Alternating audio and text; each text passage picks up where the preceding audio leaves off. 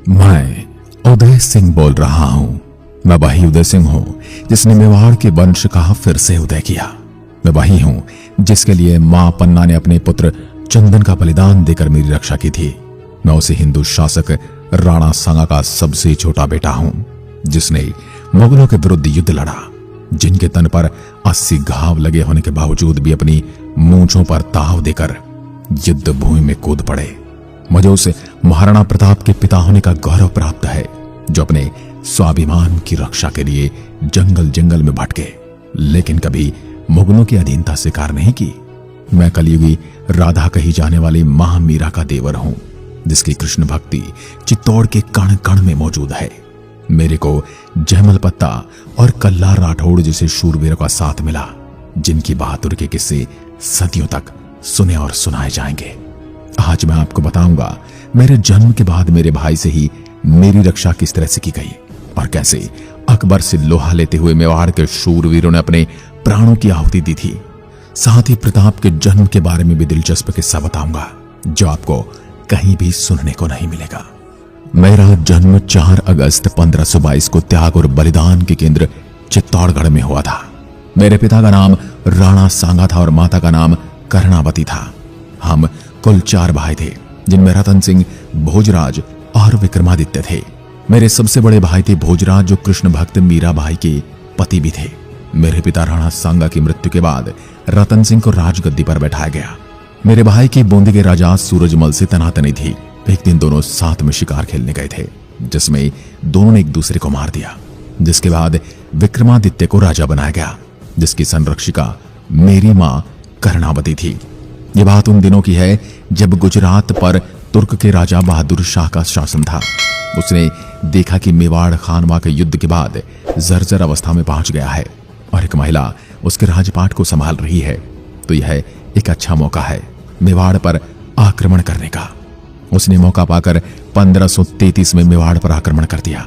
उस समय मेरी मां ने समझदारी दिखाई और युद्ध करने के बजाय बहादुर शाह से संधि कर ली। इस संधि में बहादुर शाह को रणथंबोर किला दे दिया गया। बहादुर शाह ने भी सोचा कि बिना युद्ध किए अगर रणथंबोर मिल रहा है तो कोई घाटे का सौदा नहीं है, और वह इस संधि के लिए हां कर देता है और वापस चला जाता है। लेकिन वो कहते हैं ना कि शेर के मुंह में एक बार खून लग जाए तो बाद में वो नरभक्षी बन जाता है, और वह महज 1 साल बाद 1534 में वापस आ धमकता है। यह युद्ध 1534 तक चलता है। इसी चित्तौड़ में दूसरा साका होता है। पहला साका पद्मावती के समय होता है और दूसरा इस समय होता है। उस समय मां कर्णावती के नेतृत्व में जौहर होता है और जौहर में बैठने से पहले वो कुछ दान करती है जिसको एक ताम्र पत्र में लिखा गया, जिसको पुर ताम्र पत्र के नाम से जाना जाता है।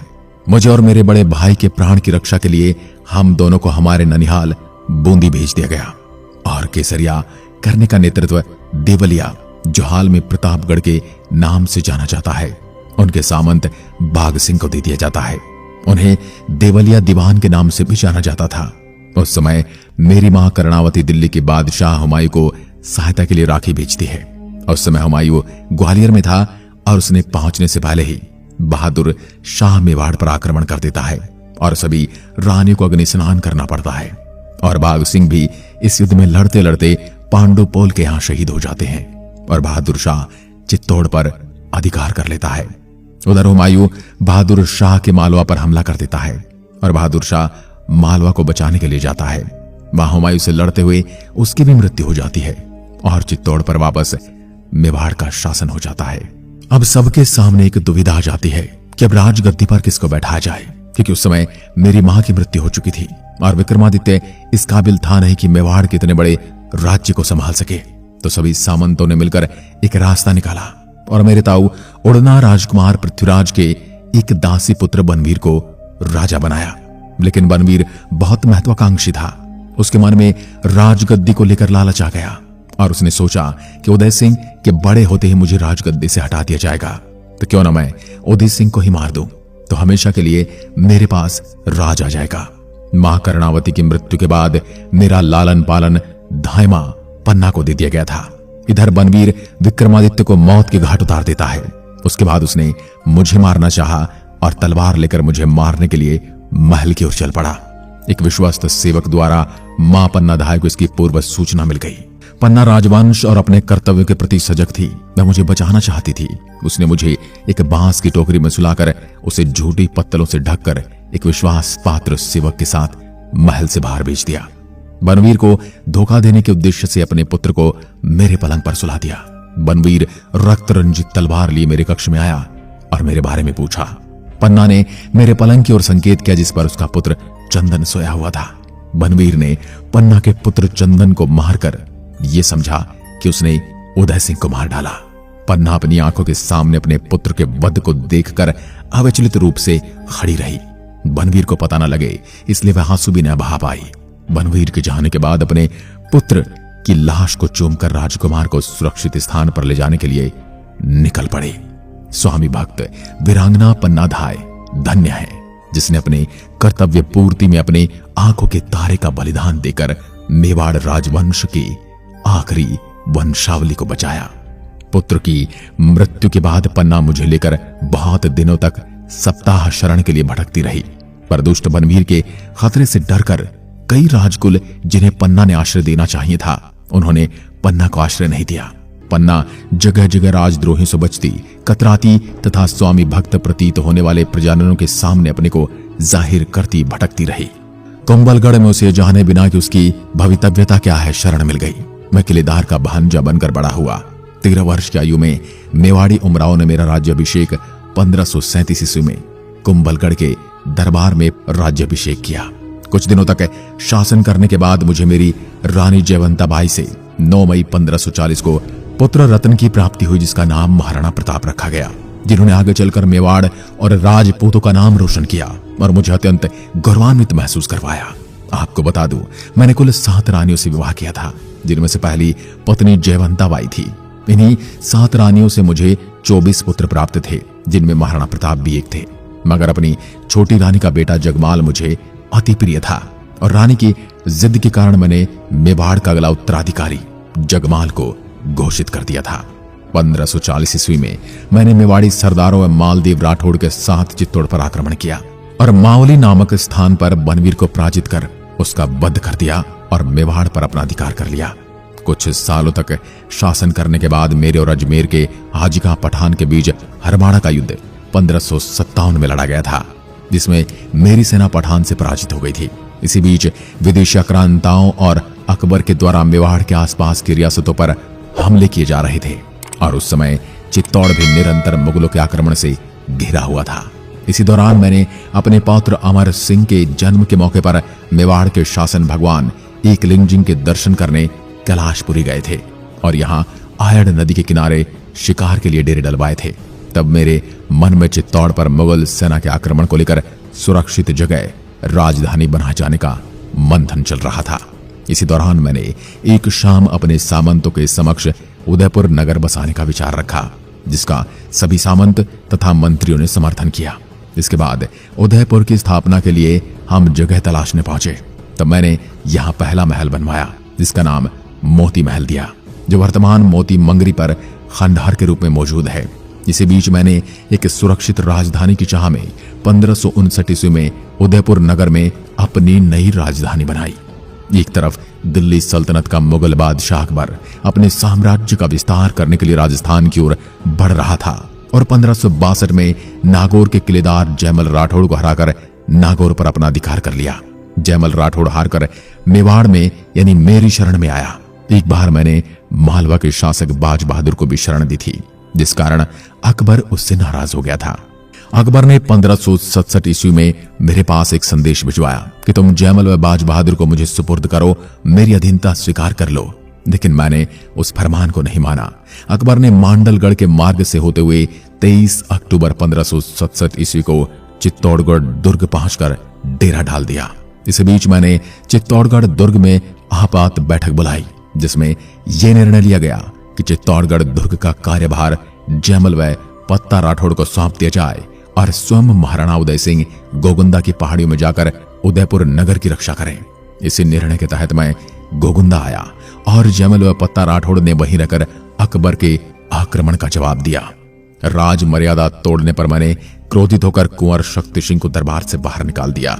इस बात से कुंवर शक्ति सिंह जीवन भर महाराणा से नाराज रहे। कुंवर शक्ति सिंह को सत्ता का कोई लोभ नहीं था। उनकी नाराजगी केवल अपने पिता यानी कि मुझसे थी। कुंवर शक्ति सिंह मेरी रानी सज्जाबाई सोलंकी के पुत्र तथा प्रताप के छोटे भाई थे। पुत्र शक्ति सिंह मुझसे नाराज होकर अकबर की शरण में चला गया। लेकिन बाद में जब शक्ति सिंह को अकबर द्वारा मेवाड़ पर आक्रमण की खबर मिली तो उसके अंदर देश प्रेम जाग गया और उसी ने आकर मुझे अकबर के आक्रमण की सूचना दी। मेरे ही शासनकाल में 1567 से 68 में अकबर ने चित्तौड़ पर आक्रमण करने की तैयारी कर ली थी। इधर मैंने सेनापति जयमल व पत्ता के किले का कारोबार सौंपकर गोगुंदा की पहाड़ियों में आ गया था। अकबर ने चित्तौड़ दुर्ग को चारों तरफ से घेर लिया। 6 माह की लड़ाई के बाद अकबर ने बारूद से चित्तौड़गढ़ दुर्ग की दीवारों को उड़ाना आरंभ कर दिया। रात को जयमल राठौड़ के नेतृत्व में राजपूत सेना उस दीवार की मरम्मत करने लगे। तब अकबर ने अपनी संग्राम नामक बंदूक से जयमल राठौड़ को गोली मारी। यह गोली जयमल राठौड़ के पैर में लगी। उसी रात राजपूतों ने दूसरे दिन युद्ध करने के लिए दुर्ग के फाटक खोलने का विचार किया। 24 फरवरी 1568 को सुबह दुर्ग के फाटक खोलकर राजपूतों ने अकबर के विरुद्ध आक्रमण किया। इस आक्रमण में जयमल राठौड़ व पत्ता राठौड़ व जयमल का भतीजा कल्ला राठौड़ लड़ते हुए वीरगति को प्राप्त हुए। 25 फरवरी 1568 को फूल कुंवर के नेतृत्व में राजपूत महिलाओं ने जौहर किया। इस प्रकार यह चित्तौड़गढ़ का तीसरा एवं अंतिम साका हुआ। मेरी सबसे प्रिय पत्नी धीर भाई, जो कि जैसलमेर के भाटी शासक की पुत्री थी, जिसका विवाह मेरे साथ हुआ, वह अति सुंदर थी। अतः मैं उससे बड़ा प्रेम करता था। धीर भाई के कहने पर ही मैंने अपने बड़े व योग्य पुत्र महाराणा प्रताप की जगह धीर भाई के पुत्र जगमाल को अपना उत्तराधिकारी बनाया। परंतु बाद में मेरी मृत्यु के बाद मेवाड़ी सरदारों में प्रताप के नाना अखेराज सोनगरा ने उसे हटाकर मेवाड़ के वास्तविक उत्तराधिकारी मेरे बड़े पुत्र प्रताप को मेवाड़ की गद्दी पर बिठाया, जो कि सामंतों की नजर में जगमाल से राणा प्रताप अधिक बेहतर थे। इस कारण उन्होंने राणा प्रताप का राज्याभिषेक कर दिया था। चित्तौड़ दुर्ग में हुए युद्ध के बाद मैं ज्यादा समय तक जीवित नहीं रहा। मेरी गोगुंदा में रहते हुए ही 28 फरवरी 1572 में होली के दिन मृत्यु हो गई। मेरी छतरी भी गोगुंदा में बनी है। जिस तरह सभी सामंतों ने मिलकर प्रताप को राजा बनाया था, वह उस समय के राजतंत्र में लोकतंत्र की झलक थी। इससे पहले कभी भी कोई राजा इस तरह से चुना नहीं गया था। फिर बाद में कुंभलगढ़ में प्रताप का विधिवत राज तिलक किया गया था। दोस्तों, ये थी मेरे बारे में संपूर्ण जानकारी और मैं स्वयं को बहुत भाग्यशाली मानता हूं कि मुझे उस समय के सबसे वीर बलिदानी जयमल और पत्ता की वीरता देखने का मौका मिला, जिनका मेवाड़ सदैव ऋणी रहेगा। और मेवाड़ उस महापन्ना धाय का भी हमेशा ऋणी रहेगा, जिसने अपने बच्चे अपनी आंखों के तारे का बलिदान देकर मेवाड़ के सूरज की रक्षा करी। अन्यथा उस समय मेवाड़ से सिसोदिया कुल का सूर्य सदा के लिए अस्त हो जाता। मैं उस मां के चरणों में कोटि कोटि वंदन करता हूं। आपके, मेरे और बाकी मेवाड़ी शूरवीरों के बारे में क्या विचार हैं, मुझे अवश्य बताएं। इसी के साथ वीडियो में दी गई जानकारी पसंद आई हो तो आपको अपने दोस्तों और रिश्तेदारों के साथ भी इसे साझा करना चाहिए। साथ ही चैनल को सब्सक्राइब कर बेल आइकन जरूर दबाएं। साथ ही जाते जाते आपके लिए एक प्रश्न छोड़ जाता हूं कि कुछ इतिहासकारों का मानना है कि सांगा व प्रताप के मध्य उदय सिंह नहीं हुआ होता तो मेवाड़ का इतिहास और भी उज्जवल होता। आप इस कथन से सहमत हैं या असहमत, और क्यों हैं, उसका भी कारण हमें जरूर बताएं। इसी के साथ मिलते हैं अगले वीडियो में। तब तक के लिए नमस्कार, जय हिंद, जय भारत।